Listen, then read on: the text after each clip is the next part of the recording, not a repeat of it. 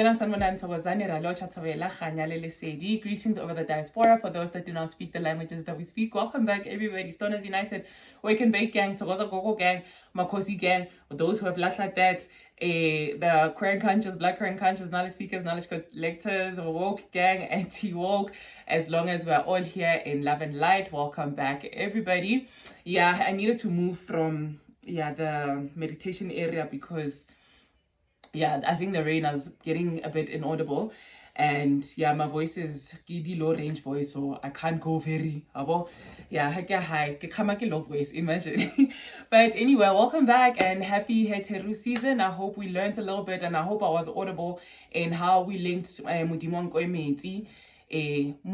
onko emeti the other things that's Setswana languages, which I enjoyed finding out about. But today's episode we are doing the concentration camp, where we talk systematic issues. I know we are tired, and sometimes it does border a little bit on politics, politics eventually, but these are like systematic issues and social issues and issues that are affecting us, especially called the concentration camps or the hoods or the favelas or what are the other colonial things that happened to us.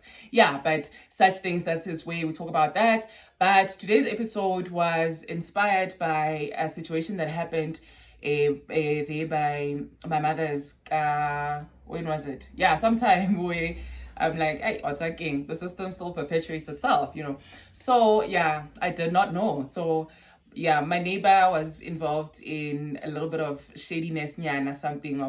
So so I was coming from the north going to Kasi. So I'm seeing like white cops, right? And I'm like, how could the white cops, the slave hunters, how could like it's something serious? So there's just a whole lot of commotion, and I'm like, this thing still perpetuates itself. Even like my friends who were or are not are thugs, or former thugs, let me say that, yes, they would relate stories how barking, how liburu lena, then the criminals are even scared kind of situation, and it's something that's still happening now. So with whatever commotion that was happening, the black cops or the black whatever, they're the ones back kukandinto, but they bobas nelibona more and and I'm like, oh, okay. So I think we're gonna make it in a different episode where we finally gonna address the religion, how like it's so detrimental, this whole image of a white savior and I have issues with savior as a concept. What are we being saved from?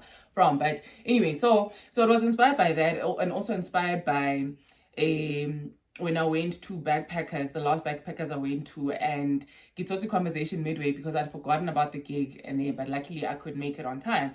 And they were speaking about how sacrificing your blackness to exist in an environment, former Model C, right? Former Model C, or so. And I think Boma, when I was recording the Bunju Berry girls, when I was recording with them, I wanted to record an episode, like private school life, right? Like how does it feel, and when does the awakening happen for you as a child go private school? Because I remember like from primary school going towards high school, for some reason everybody just gravitated towards their own race, whereas in primary school everybody like, oh, Mandela, Rainbow Nation, that illusion. But had to high school, and like no beef or anything, but everybody sort of gravitated towards their own people, and so obviously it's a depiction of how we have not elevated spiritually, whatever it is, but but the topic that the queen was touching there, Go Backpackers, was saying how you need to sacrifice your blackness so that you're accepted in the systematic way of living, right? But what I want to talk about today, a white flight and gentrification, right? So let's just define gentrification, because when I tell you guys go watch movies, please go watch those movies. So Kiboniko, Boys in the Hood, gentrification, when I watched it as an adult now. So gentrification basically is the property owner. So there's also a friend of mine who likes saying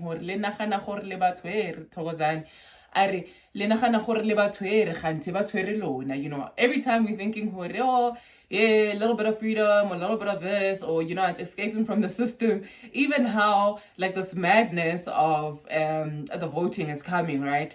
I'm gonna address that as well. And yeah, I might be maybe Atlantima guys, I don't know. Maybe Atlantima or maybe it disappear, maybe I don't know, whatever it is, maybe I'll be barred from opportunities, whatever it is.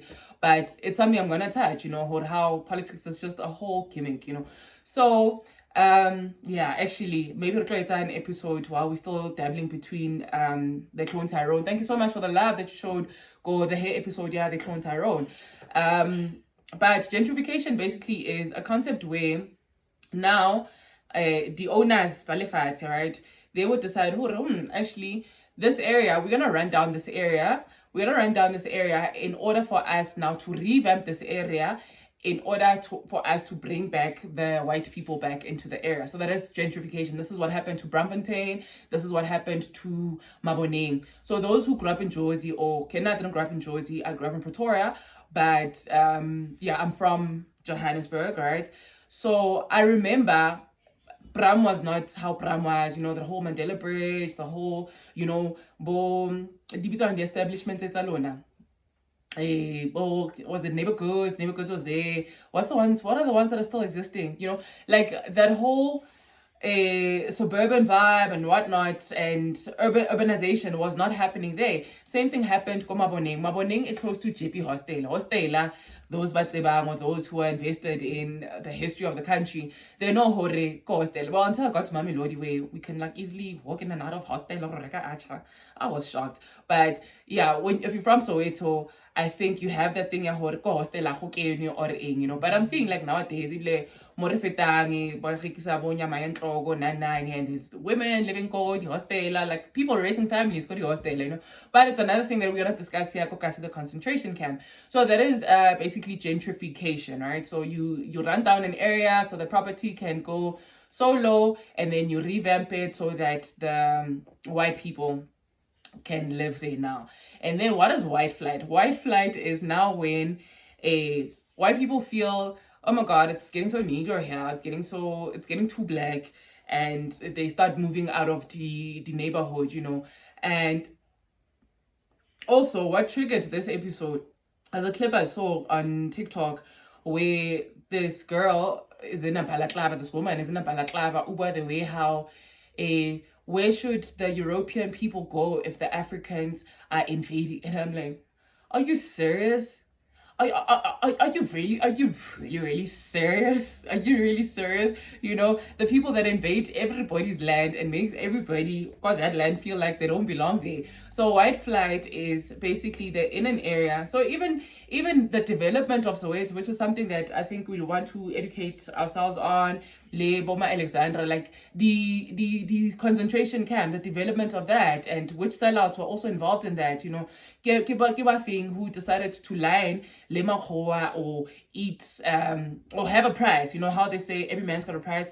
So we're gonna touch on that, and I want us to touch on that, But those who have grandmothers who are still alive and whatnot, so ask them. So a lot of people come from Boma Alexandra or Sophia Town, which were like nice areas to live in, and then they shipped these people out in order for them to create this urbanization, right? But to us as black people, we suffer from white flight as well, where I remember, well, Rona, now I'm part of the trial generation, right? So Rona retraila Rainbow Nation, retraila integration, retraila apartheid is over, retraila I'm going to John's house, I'm going to Mary's house. So we are the trial generation with the generation more walaga house of we got accent 18, we are the generation where don't you have another name? We retrial. So my people, or those who grew up in my generation, we are the trial, we are the first ones beginning like the multiracial schools, and integration is happening. Oh my god, after 1994, this whole we were the ones that, by illusion, we were the ones who are fed this whole rainbow nation narrative, whereas everybody else is just playing the race card, and it's just us, the Dumbos, or not Dumbos actually, but we have the two element in us, Yes, we did Chalosa on our African calendar episodes. Who knew it is, and who knew it is to us. So so we also have that where we feel, oh my God, there's so many black people here now, I can't take my kid to the school now. It happened ka king mikruvo e alona. Go for ways, the market, right? The market, and you guys felt, oh my God, it's so rowdy, black people and now you flying to other areas, for my person's birthday, we went to, what's this place? Yeah, but Lorna, there's probably gonna be white flight there. So it's like a theme park, not a theme park, it's an art park, a sculpture park, Nerox sculpture park. And there's gonna be a point where black people feel, oh my God, it's so black here, it didn't become like this. So it's a thing that I've spoken about with a friend of mine, Khale, back in the day, how about politics. I think we're talking about voting or ing. Tumela Matima, shout out to you. But we're speaking about how, like, the whole concept, the ruling party, for them it's half a loaf of bread is better than nothing, like literally eating crumbs, whereas the idea was to take the entire table, not to be a guest at the table. Like, I take your house, I invite you to your house, and I tell you what to do in your own house, kind of thing, So this is where now why deep. I know a lot of us are tired. We're tired of talking. Even that last event I went to, talk, and we keep on saying how tired we are of talking, but that is what we keep on doing. So so that is a white flight where now white people move out of an area because now there's just so many black people, and then people ask things like, why don't black people take care of themselves? We're so dirty. Well, we're not intrinsically dirty as a people, and fortunately we're not intrinsically dirty, but I think I understand every time I say Hori, this was a very well designed system. Or even speaking with friends of mine, Hori, there are psychologists and psychiatrists and whatever in the design of divide and conquer, in the design of segregation. There's people that need to mind, like it's a mind game, this whole thing, So for the fact that now you can be disassociated with who you are intrinsically and then behaving in a certain way, but it is by design. That is why we can make examples for Josie, Ideti, and whatnot, but conditioning and like how people have the nerve to say, why don't you get over it? It's been so many years, but why don't you do this? Why don't you do that? Not realizing hore.